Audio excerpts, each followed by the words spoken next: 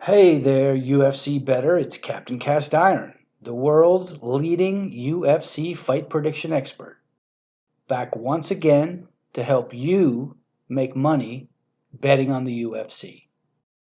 Now let's review my top 5 picks for UFC Fight Night 183, Thompson vs. Neal. Held on Saturday, December 19th, 2020, at the UFC Apex in Las Vegas, Nevada. UFN 183 featured a total of 12 fights with the main event of Stephen Thompson versus Jeff Neal. I risked 100 units on this event and profited 10.74 units. Kicking off my top 5 picks was a prediction of the welterweight scrap between Michel Pereira and Kalen Williams. Michel Pereira was favored at minus 135 with Kalen Williams as the underdog at plus 105. I backed Michel Pereira in this fight to the tune of 18 units with a return of 13.34 units with his victory. Michel Pereira is an orthodox fighter from Rio de Janeiro, Brazil, representing the Scorpion Fighting Systems fight team. At 27 years old, Demolidor stands 6 foot 1 inches tall and sports a 73-inch wingspan. Pereira's overall record stands at 24-11-0-2, with a UFC record of 2-2.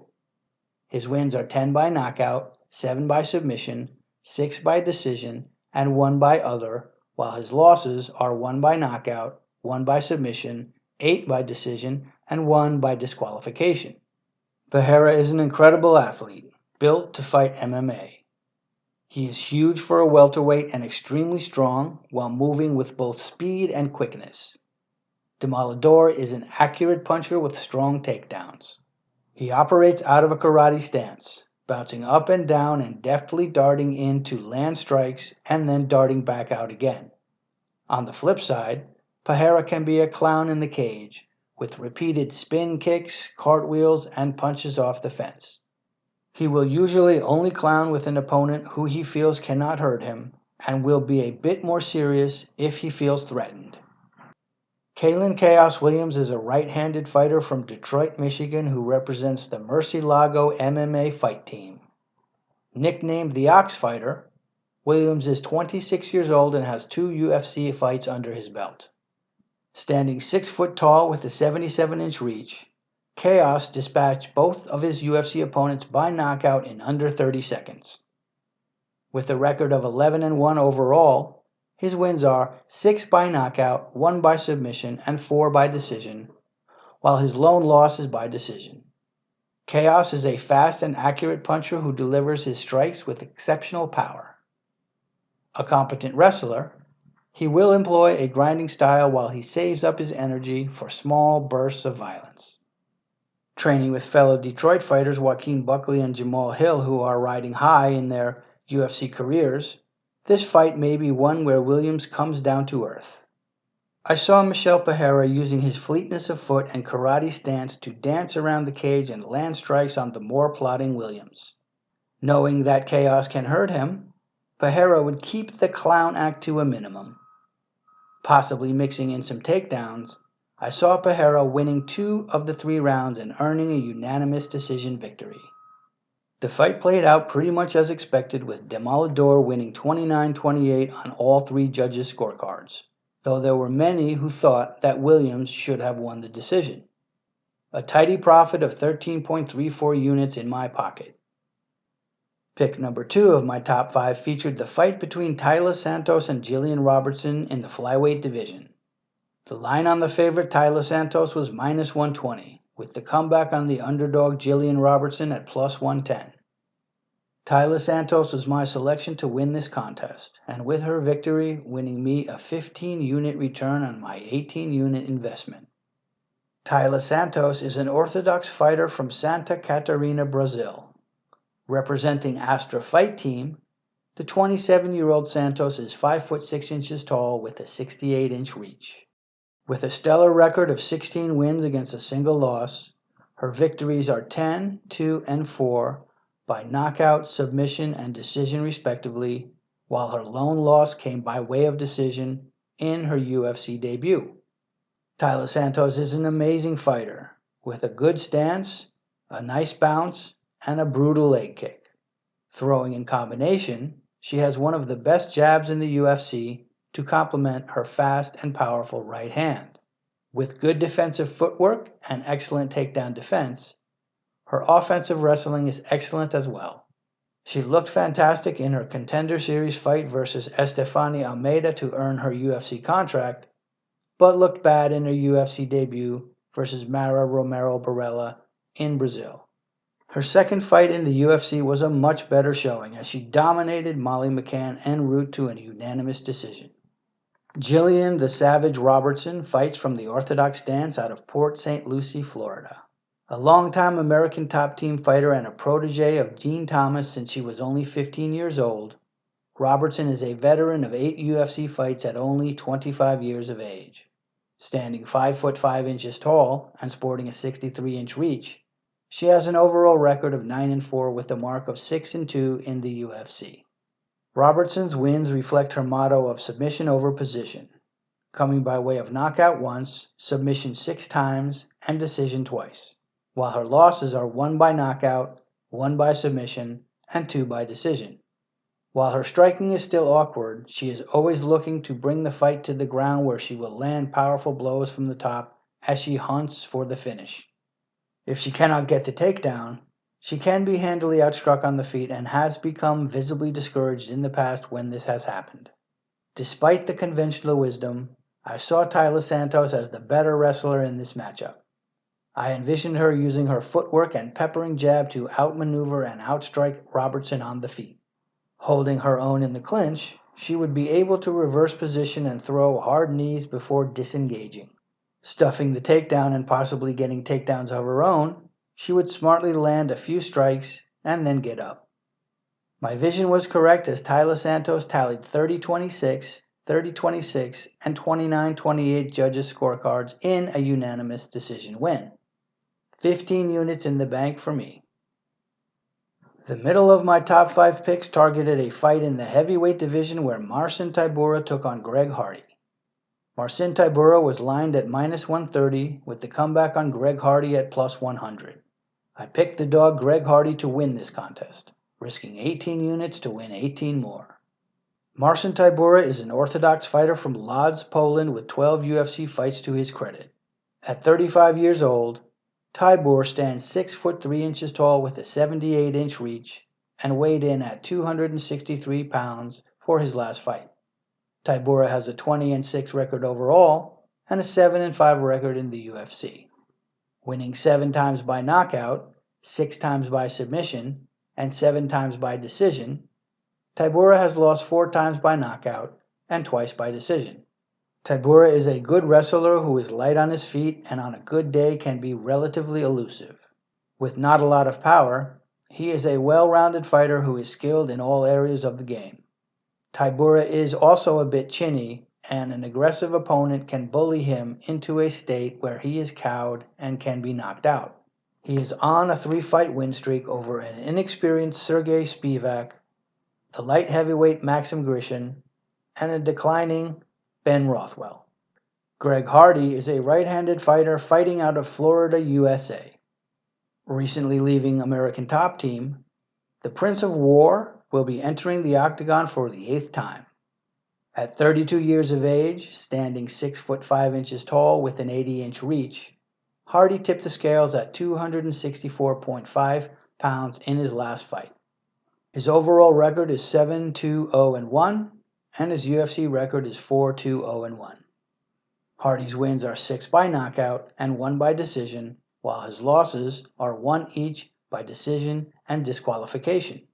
He is a great athlete, being a former NFL All-Pro defensive end who played wide receiver and called the defensive plays as the middle linebacker in college. Hardy is very big and strong, but sometimes seems to not be in the greatest of shape, possibly because he suffers from asthma.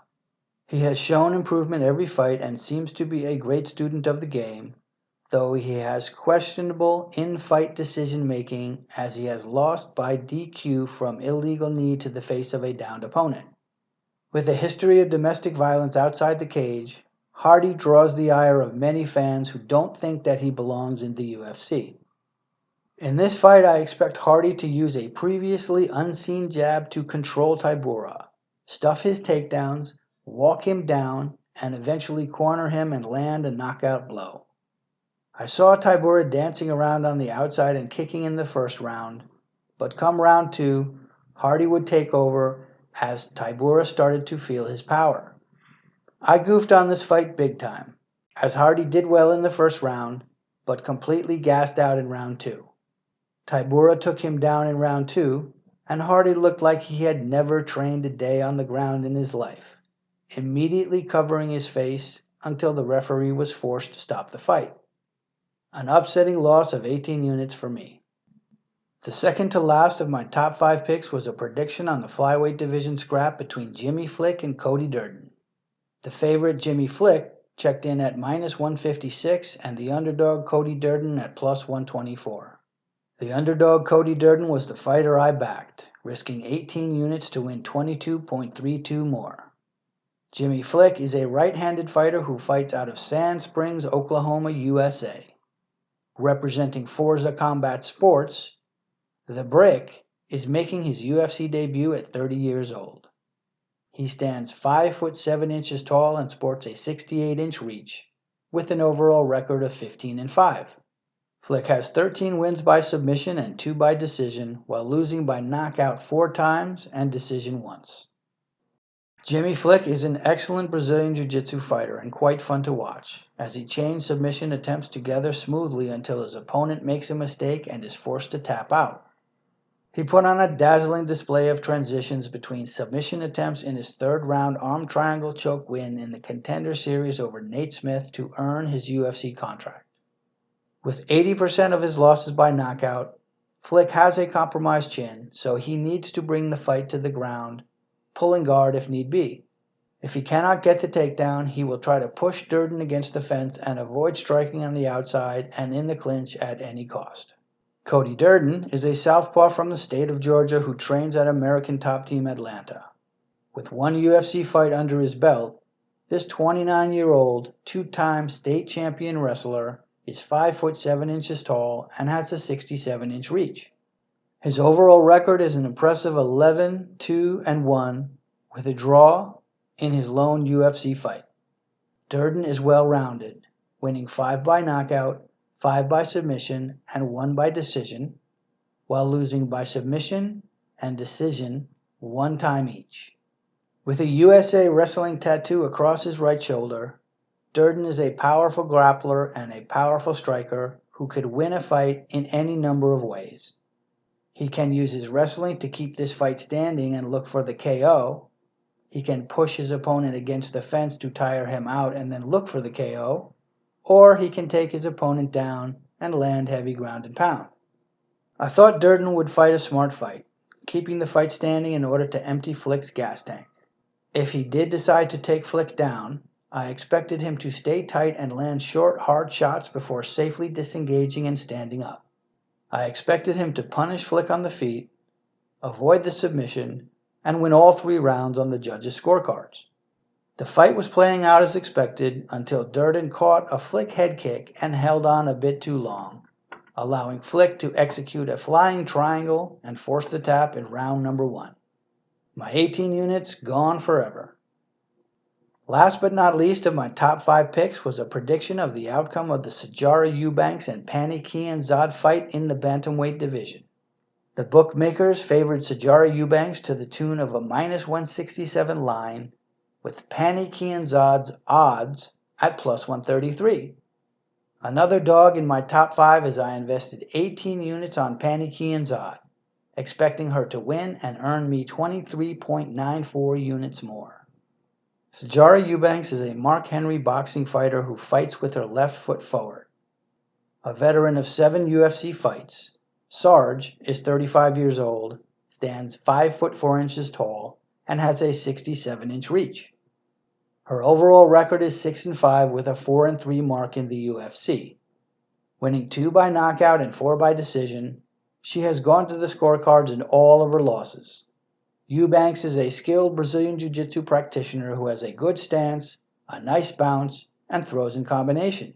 She can be tentative in the pocket and her output often wanes. While she does have solid takedowns and top control, she will often shoot without setup if she gets hit hard. Moving up to 135 after a history of missing weight at 125, Sarge is at the tail end of her career, but she has made noticeable improvement to her game in recent years.